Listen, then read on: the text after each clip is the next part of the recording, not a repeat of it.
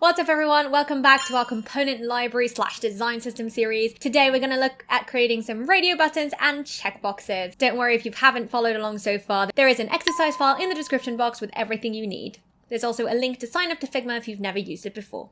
Let's jump in. Before we begin, I think it's crucial that we answer the age-old questions once and for all. What is the difference between a checkbox and a radio button? So, in the most simple terms, checkbox is for multiple selection, radio button is for single selection. A checkbox usually looks like a square and it has like a tick inside of it or something inside of it, and a radio button is usually a circle. Now, those are the mental models that most users will expect potentially in different cultures or in different industries. These might look different, but that's what we're gonna go with today. So in your file, as usual, you've got my spec tables that kind of just give you the specs that we're going to go through for each of these components. I really like making these ahead of time because it helps me later in my design process. So for the checkbox, I'm going to use a frame. Now, if you've watched any of my videos from the start, you'll know that I don't really believe in shapes and I don't believe in groups. So frames are my kind of ride or die. So I'm going to create a frame right now. So I've clicked on F and then just click in and it's gives me 100 by 100 pixels. Again, the size will be controlled later on. So this is my checkbox. I want to now create the 4 different states just using some colors. My default checkbox, I'm going to use my design system colors and I'm going to use the primary colors. So kind of my brand color, my one pop of color that I have. So in my design system, I do have these colors already and I will be using them. So my surface subtle probably, which is kind of the lighter version of my primary color.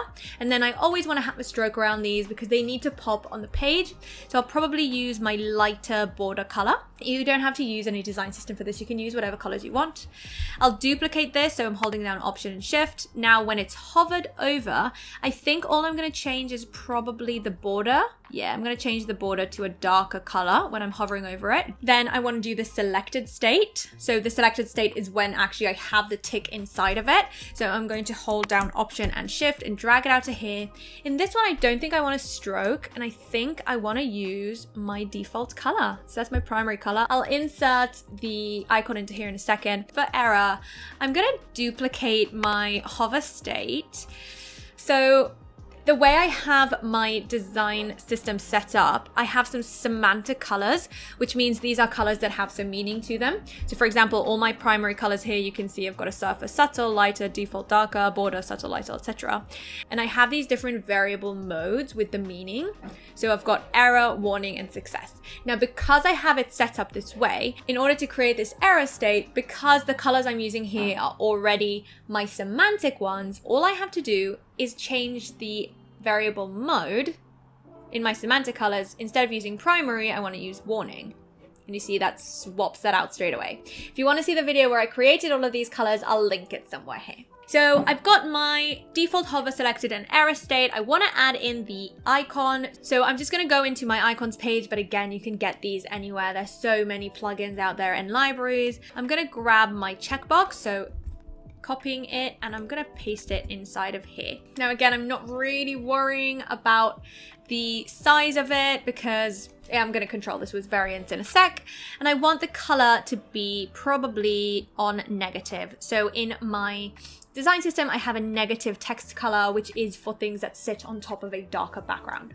So this doesn't look great right now, but when I make the variables, everything will fall into place. So for our radio buttons, I'm actually just gonna copy all of this. So I'm gonna hold down Option and Shift and drag it down here.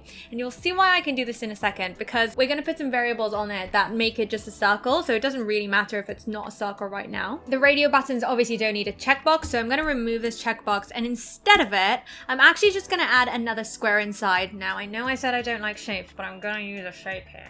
So I'll click on R and drop in a square. I am gonna make it a bit smaller just so we can see it. Make sure that it is a square. And I can use the same color that I used for my text, so the negative one works for this as well. Now, I know this doesn't look like a radio button, that doesn't look like a checkbox, but trust the process. Onto variables. So you've got these 2 tables here that will show you which variables we want to create. So let's create them first and then we can assign them. I'm going to go into local variables. I have already a collection set up called component tokens, but you can just create a new collection. I'll add a new variable and I'll call it checkbox/radius. And by doing that slash, I've created a group of variables. So I can just click on them here.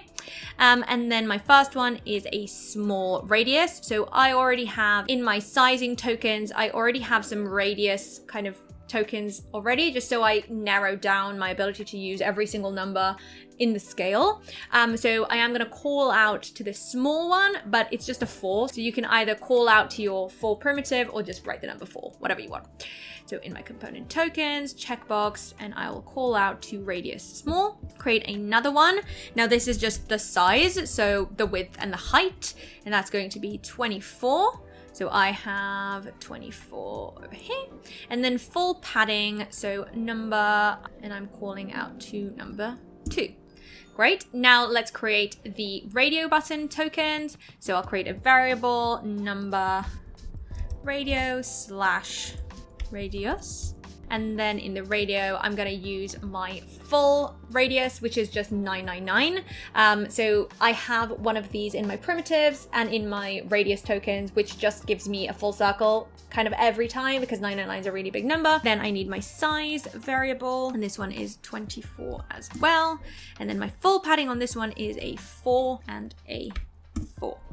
Before I start assigning these variables, I want to scope them. So I want to make sure they're only shown where they are actually relevant. I can actually do this at once. So if I go into all variables and then I'll select this one and this one at the same time, so both of the radiuses, right click, edit variable, and you can see here I can select where I'm going to see it. So it's not a width and height, it's not a gap, it's not a text content, it's just radius. So this is the only one that's ticked. I can do the same for the size. I'll select size and then holding down command, I'll select the other one, right click, edit variable. So size is only width and height. Then full padding, this one is gap. So gap is anything that has to do with auto layout. Let's start by assigning the checkbox tokens. I'll select all of my checkboxes at once. Then for the radius, let's do that one first. I can just search for checkbox radius, and you can see when I'm selecting a radius, I just see different radius tokens. I can't just see anything and everything, and that's thanks to scoping. Now let's do my size. So in the width section, I'm gonna just choose my checkbox size. Everything's weird. Now, the one thing I need to change is this one. You can see that the checkbox kind of disappeared. It is here somewhere, but it's not inside of my frame. So this one, I actually want it to be an auto layout. So I'm going to shift an A to make it into an auto layout, and it's going to fit this checkbox in the center of it. And I do want to give it some padding. So in the horizontal padding, I'll just look for full padding for the checkbox, and over here, full padding for the checkbox as well. So now what happened is a bit of a weird one. So listen closely. This auto layout is set to hug and hug, which means, you see that this is gray, I cannot control the width and height. The width and height is set by whatever is inside of the auto layout and the padding. So if the padding, I'll just disconnect this for a second. If the padding was 20, for example, you see that that width grew to 64. But I want to control the width and height, right? It needs to match the other ones. It needs to stay on 24. So I'm going to bring this back to the 2 padding that I used here. Great. Now, instead of hug, I'm going to change this to fixed. And I want you to look at the checkbox when I do that. The checkbox right now, the size of it is 24. But when I change this now to fixed and I change the width again from 28, I need to connect it to that variable. So you see that now the checkbox kind of stayed where it was, and that's because it's set to fixed as well. So with auto layout, there's sometimes a bit of a negotiation to happen between you and the auto layout to figure out which one is fixed, which one is hug, which one is fill. So all I need to do is instead of fixed, change this to fill container, and then it will shrink to accommodate for that 2 spacing and whatever size its parent is. So that auto layout. I select the check mark again and make it fill container in its height as well. And I want the auto layout itself to be fixed and fixed with 24 and 24. So we've done that, we're good. And now these are actually looking like checkboxes, yeah? So we followed it on with the process and it really went well for us, I think at least. Let's have a look at these ones now. So I'll select all of them, and in the radius, let's assign the radio radius token. Lovely, they are all circles now. I'll actually assign that to this one as well.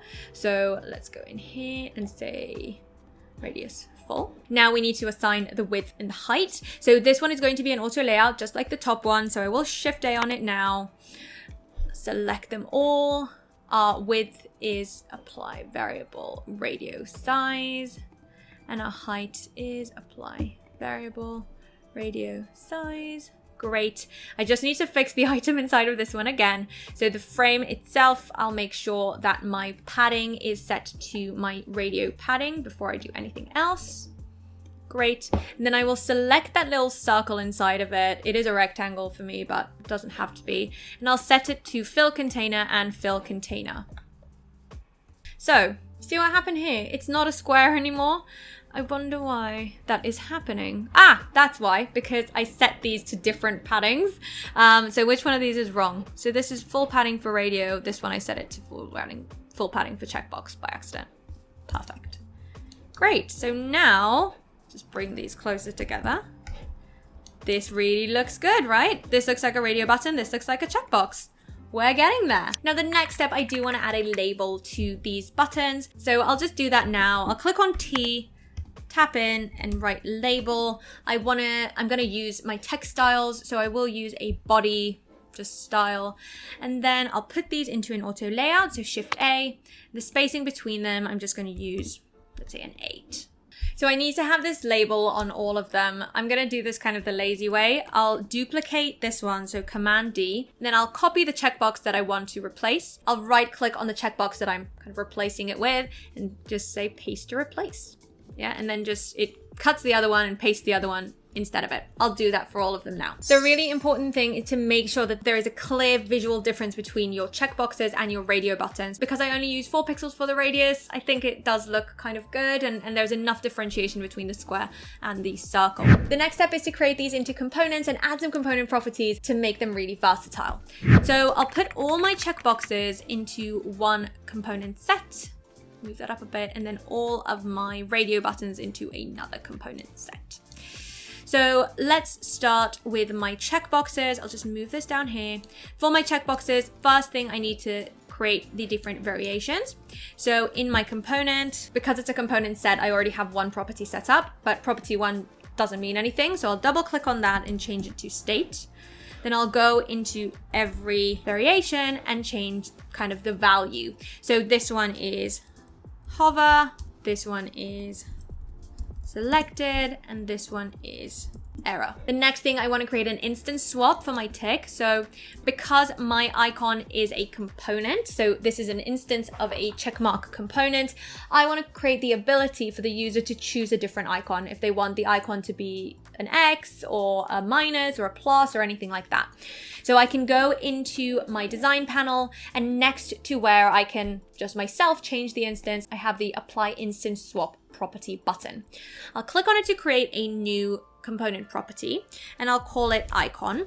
Now, in the preferred values, and this is, you don't have to do this, this also depends on how your file is set up, but I don't want the user to be able to choose whatever they want in here, right? Because if I look at my icons, I have like briefcase, book, battery. I don't want that as an option. So I am going to just check the one that I want. So they can have a check mark, a cross, maybe they can have a minus. Yeah, I think that's probably it. Those are the only 3 that I would probably want them to be able to use. I don't want them to just use like a Wi-Fi here. That's weird, right? Who would expect to click on a checkbox and see a Wi-Fi symbol? So sometimes preferred values are really actually super useful. So I'll do that. Now, what else do I need? I need the label to turn on and off. So I will select all of my labels. I'm just holding down Command and Shift in order to select all of them and do that deep selection. Then I want to add a Boolean component property. I do that from the layers section. So you can see this component property button. If I click on it, I'm creating the component property. I've called it label. And that means if I just pull one of these out, so holding down Option and dragging, this is now an instance. You can see here, I can change it to the different variants. And if I'm on selected, I can also change the check mark to a different icon. And I also have this label to turn it on and off. So I've got the toggle because I used a Boolean. The next one I want is to create a text component property for the label. So I'll select all my labels again, holding down Command and Shift. Then in the design panel, in the section where I would choose my style or my font, I have the component properties button again to create a text property. I'll call it label. I can't have two component properties with the same name, so I'll just add emoji, control command space, and a little pencil. And now in here, I can change it to whatever I want. And now I'll just do the same thing exactly to my radio button.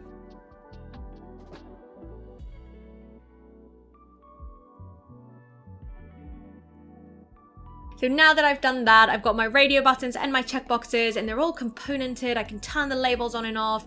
I can change them between the different states. The very last thing I want to do, and that's just like the sprinkle of extraness, is just to create some prototyping on the component level that really will make this just pop. I'll select my checkbox component property, go into prototype, and then just do some very simple connections. So from my default one, I will pull a noodle to my hover state. And then let's change this interaction. So instead of on click, I'll change it to while hovering. So when someone hovers over this one, it will change to this one. I'm gonna make it smart animate just so it's a bit more fancy. Then when they click on this one, so a noodle between hover and selected, on click, change to this one, and I'll use smart animate again. And remember, if you have a hover state, then the click happens from the hover. It doesn't happen from default, because once I enter this one, it automatically changes to this, so I can't actually click this one. And then I'm gonna loop it back, so if it's on selected and I click on it, it goes back to default. So on click, change to that one. I'm gonna do that again for my radio buttons. So from default to hover, make sure to change it to while hovering, then from hovering to clicked state, then from click state, back to default. Let's see this in action. So I'm gonna add a frame. I'll just drop these instances into the frame, and then I will go into my prototyping preview. So I'll selecting the frame, shift and space. And now let's see, I'm gonna hover over this one. Boom, do you see that change? Hover over this one, hover over this one, hover over this one. Now I'm just gonna click, so I'm clicking. Look at that. Look at that. And I click again. Wonderful. So you can see how just by doing that, how long did that take? Like 2 minutes? I added those component interactions and this just made this feel so realistic. And again, we're just following the mental models. We're doing what this thing is expected to do and what the user expects it to do when they interact with it. And that was that. In a really short amount of time, we made 2 new components for our component library, and these are super useful. Every component library needs these. I hope you enjoyed. Make sure to like and subscribe and hit that bell button so you get notified when the next video comes up. Leave a comment below, let me know how you're getting on. See you at the next one.